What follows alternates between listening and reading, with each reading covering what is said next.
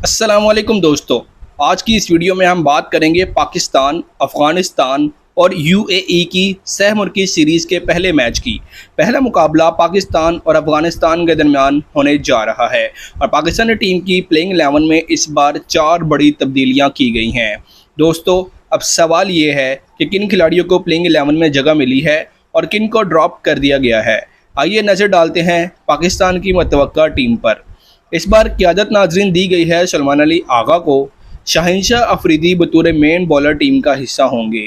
नौजवान ओपनर हसन नवाज भी शामिल किए गए हैं। साथ ही साहिबजादा फरहान और साइम अयूब को भी प्लेइंग 11 में शामिल किया गया है। विकेट कीपर की जिम्मेदारी संभालेंगे मोहम्मद हारिस। ऑलराउंडर के तौर पर फ़हीम अशरफ और हुसैन तलत टीम का हिस्सा होंगे। पेस अटैक में हारिस रऊफ़ और हसन अली शामिल हैं, जबकि स्पिन डिपार्टमेंट में इब्रार अहमद और सुफियान मुकीम को मौका दिया गया है। अब बात करते हैं मैच के शेड्यूल की। ये बड़ा मुकाबला पाकिस्तान और अफ़गानिस्तान के दरमियान 29 अगस्त को खेला जाएगा और पाकिस्तानी वक्त के मुताबिक दोपहर 3:30 बजे मैच शुरू होगा।